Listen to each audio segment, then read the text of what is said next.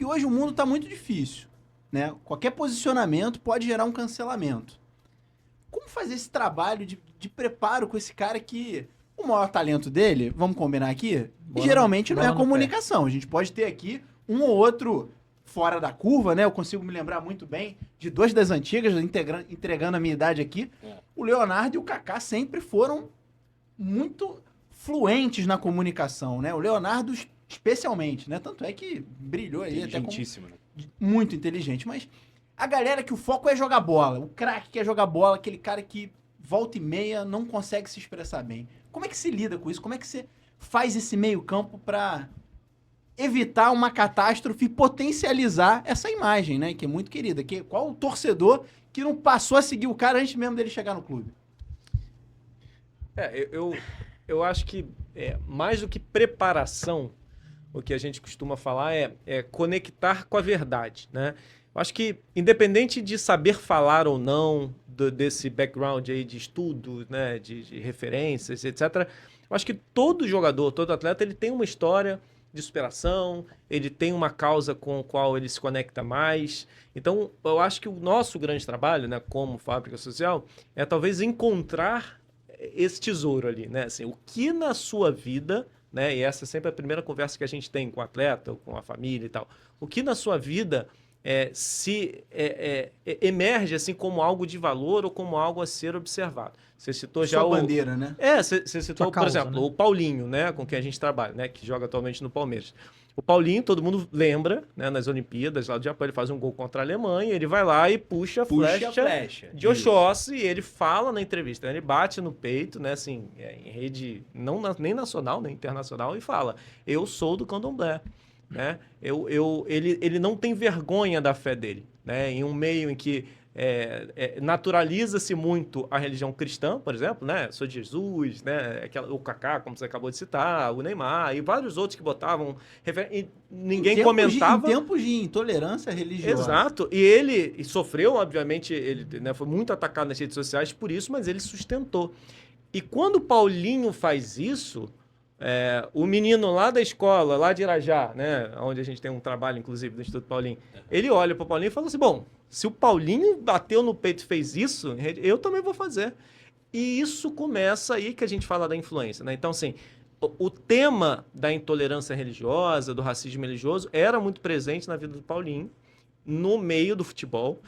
Tinha problema lá, né? Às vezes na concentração, você tinha essa questão dos que professavam uma fé, outro e tal. Então, ele sempre recebia ali uns olhares, né, de desconfiança, mas ele sempre sustentou essa fé dele. Ele falou: bom, talvez essa seja talvez esse seja um tema, né? Porque é uma dor minha e que talvez, pelo meu lugar de influência, pelas crianças gostarem de mim, os jovens e tal, eu posso reforçar essa visão de que você é livre para professar a sua fé. Você é livre para expressar quem você é de fato. Então isso não só deu autoridade para ele no tema, recebeu vários convites da Unicef, agora do prêmio Sim à Igualdade Racial, vai ter agora, inclusive agora em maio, um super prêmio.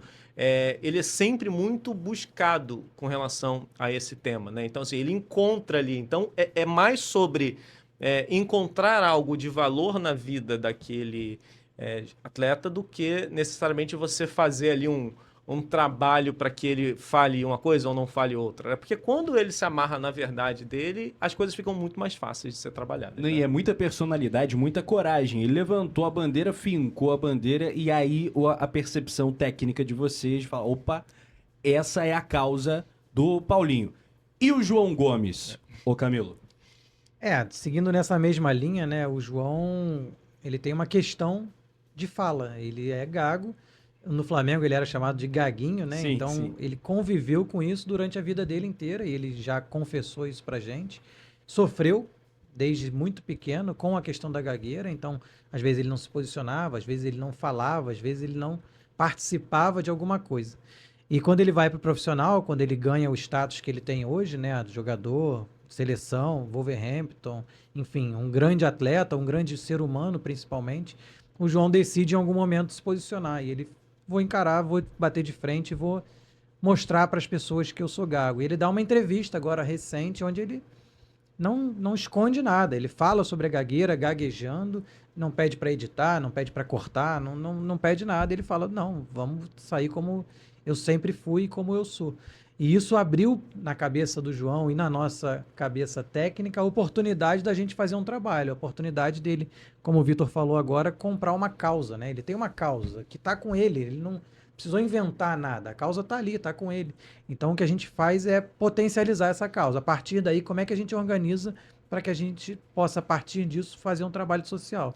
Então é o que a gente tem feito com o João. Até porque, na maioria dos casos, até pelo histórico, né? Assim, o jogador de futebol ele tende a querer fazer uma escolinha de futebol, né? Vamos fazer um projeto social?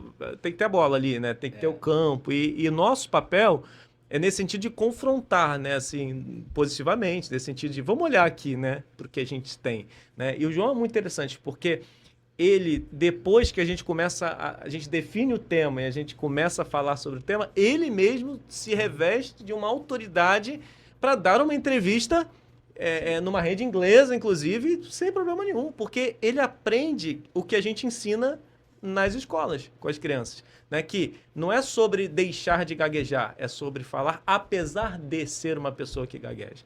Porque quando a gente fala da disfluência, né, questão não é sobre a pessoa que gagueja, é mais sobre o outro, é sobre quem escuta. A gente não tem, a gente até brincava aqui um pouco antes sobre acelerar a voz e tal. Perfeito. Né?